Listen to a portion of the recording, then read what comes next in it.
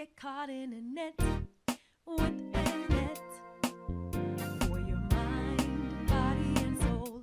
Get caught in a net with ANet.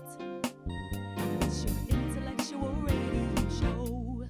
Here to inspire you and encourage you to be your very best. Get caught in a net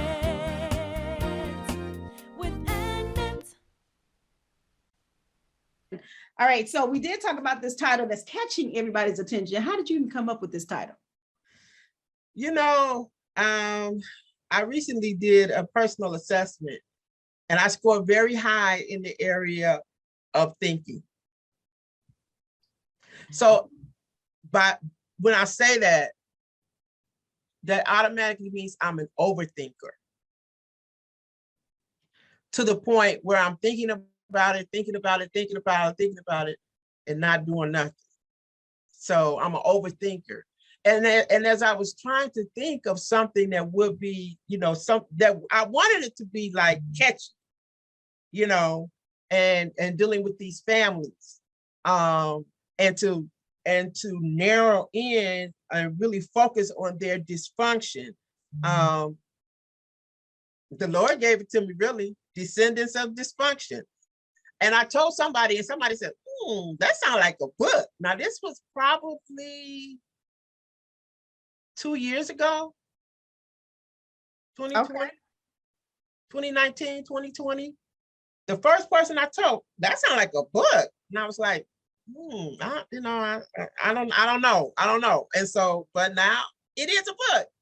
And I knew that it would be like, what's that about?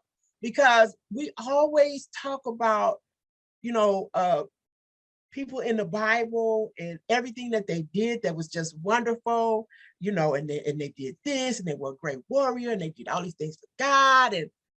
But it's a whole lot of dysfunction in these families.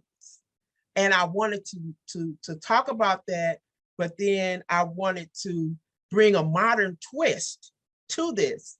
So if someone is experiencing some of those things in their family, it would be a catalyst for them to like, for example, in the first chapter, try to mend a family rift.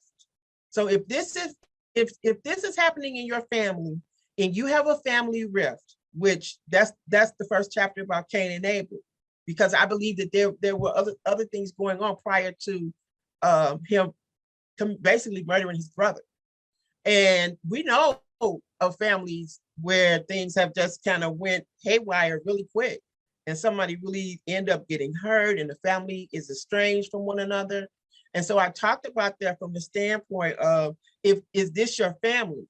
So the book has the scripture reference. Then I do a little blurb giving like my synopsis of the scripture. And then I talk about what makes them dysfunctional, because it may be, you know, like elementary to you or me, like why they're dysfunctional. But you even have people in their own families that normal things that happen in the family, they don't see it as dysfunction because it's their normal. So in every chapter I say, why is this family dysfunctional? And then the last part is this your family?